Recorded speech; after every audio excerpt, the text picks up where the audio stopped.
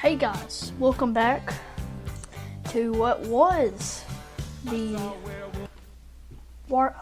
that was Wildcat Sports Network, but is now the Colton Devore podcast. I've ran this podcast since February, and now I decided to name it after me.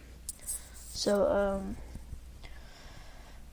this podcast, well, you still have the old ones, like the pregame shows and all that, but it will now probably be more about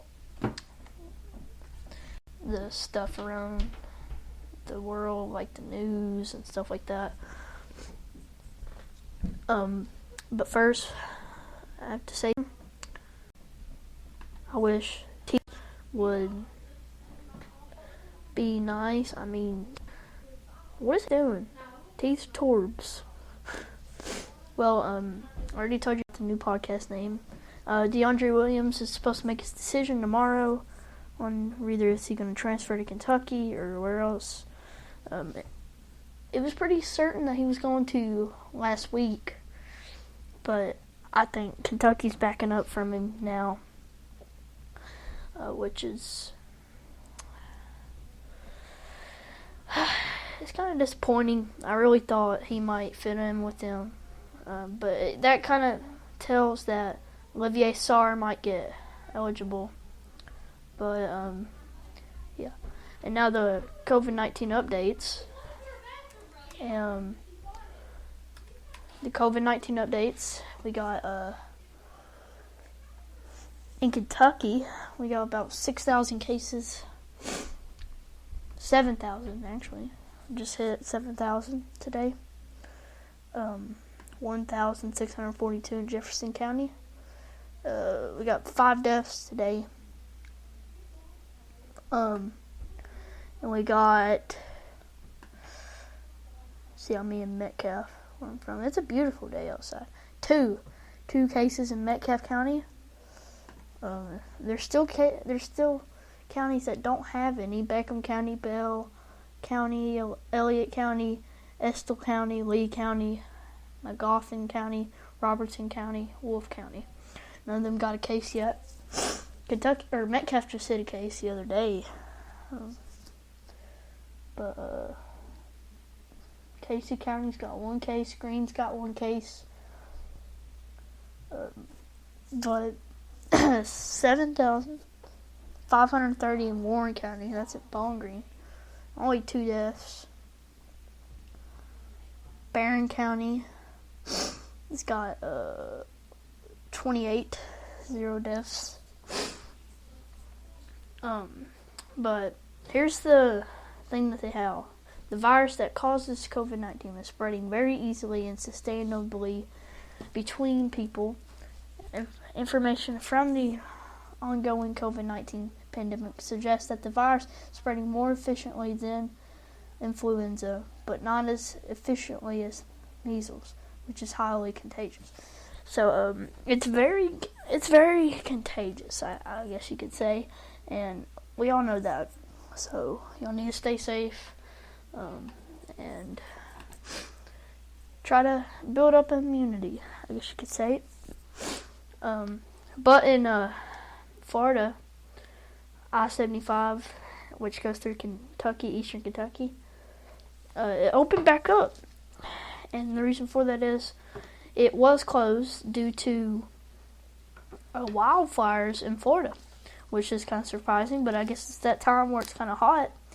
But Florida they'll get cool off after the hurricanes rip through, which is not that far away. It's actually June 1st, starts June 1st and ends November. So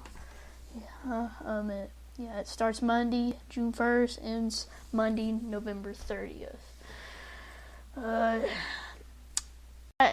Here's the one thing about hurricanes. Hurricanes, I'd say there's more hurricanes than there really is typhoons and stuff like that. Cyclones. There's more than that. And hurricane, the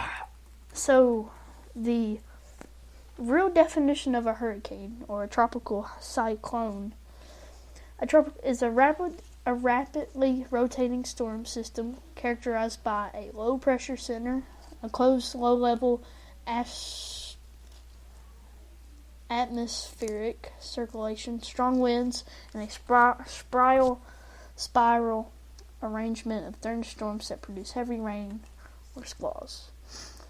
And that right there, rapidly rotating, that means tornadoes. That means a lot. Hurricane Irma, 134 deaths, highest wind speed 177. It lasted for half a month. Category 5. It went from a 4 to a 1. Also, Hurricane Michael, 162 miles per hour. Category 5. Hurricane Andrew, 1992, 65 deaths. Let's go to a recent one, Hurricane Matthew, 603 deaths. Hurricane Matthew was very bad. Hurricane Maria, remember that one? It was a deadly one, 3,057 deaths. That one was. Hurricane Katrina had to have a lot, 1,833. Hurricane Harvey that flooded Houston, indirect fatalities 39, direct fatalities 68. So, I mean, it lasted for a long time, and then right after that was Hurricane Irma. 5 days after Harvey reached landfall at Port Aransas,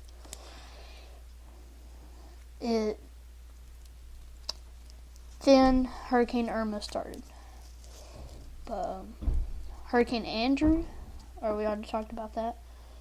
Hurricane Sandy flooded New York. Was the deadliest and most destructive, as well as the strongest hurricane of the 2012 Atlantic hurricane season, 285. Canada got hit. But hurricanes are really dangerous, and they're just so interesting to talk about. So that's why I like talking about them. Was there a hurricane last year?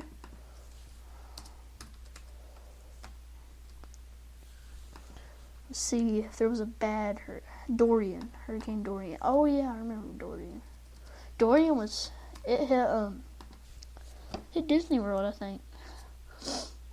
Powerful and devastating, Category 5.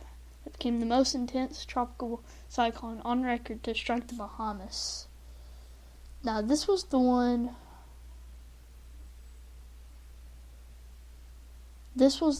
where the ocean went flying back because of the wind. I remember that. $4.68 billion in damage. Category 5 hurricane, 84 deaths, 183 miles per hour.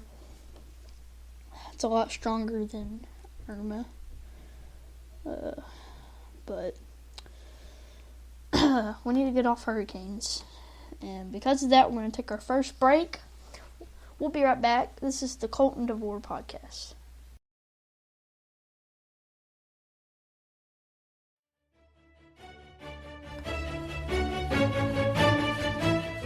Welcome back to the Colton Devore podcast. We got a little technical stuff right there. Sorry about that. But our script of the day are words. The poem "Do Not Be Gentle" by "Do Not Be Gentle to That Good Night" by Dylan Thomas. He he was very all about death, writing poems.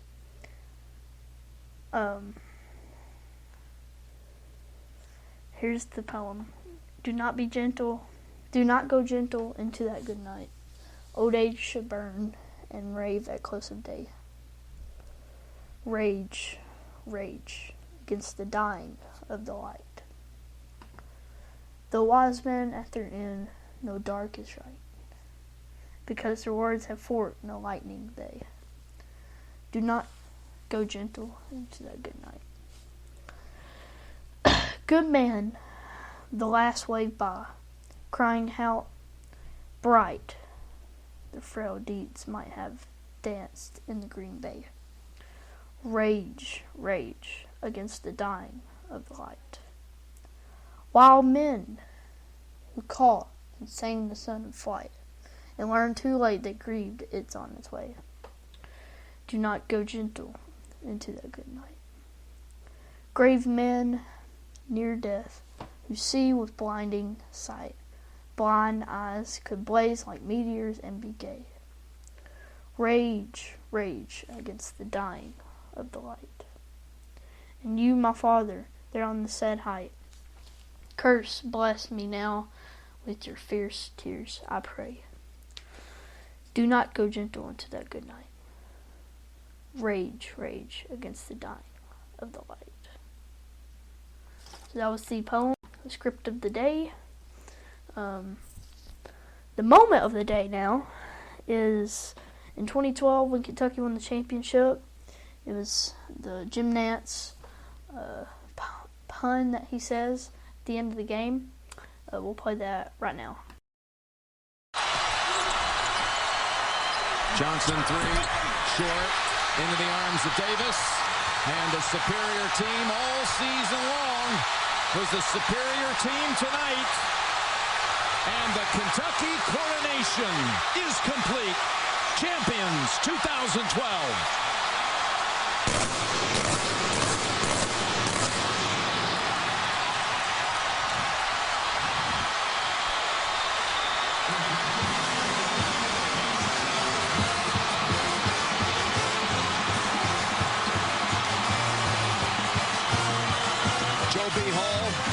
Sitting next to Diddy Crum. That was the moment of the day when Kentucky beat Kansas for their 8th national title, the most legendary game, the two best teams of all time in Kentucky history, the historical game that Kentucky won. It was very exciting. I did live through that one. Hopefully I'll live through several more. Hopefully 10 more. It wouldn't be bad. But we're the second in line. Most championships. That's hard to believe that we'll be one of the first teams to ever hit 20 championships. 15 for sure. And I don't see any other team passing Kentucky. I see us passing UCLA at some time. But I do not see any team ever passing Kentucky. Our traditions are as bright as they used to be. In the 60s, 50s, 40s, 30s, it don't matter what time it is. We still crowds. Now, I'm going to read this poem also that I made. And it's, I guess you could say, a sad poem. Or no, not a sad poem, but it's a chill poem. In a twilight time, were made. In a twilight time, Kentucky was made. A telltale for every generations. 8 titles and counting. Don't be gentle, nor have rage, but Kentucky is historical, no mistake. A little boy at home, watching the cats, sees what he wants to be. Rage, rage, rage, but in a good way. 2,200 wins, and more to come. 17 Final Fours in 170 years of historical wins. Rupp, Hall, Sutton, Patino, Smith, Gillespie, and Calipari. All came from a vision in 1903.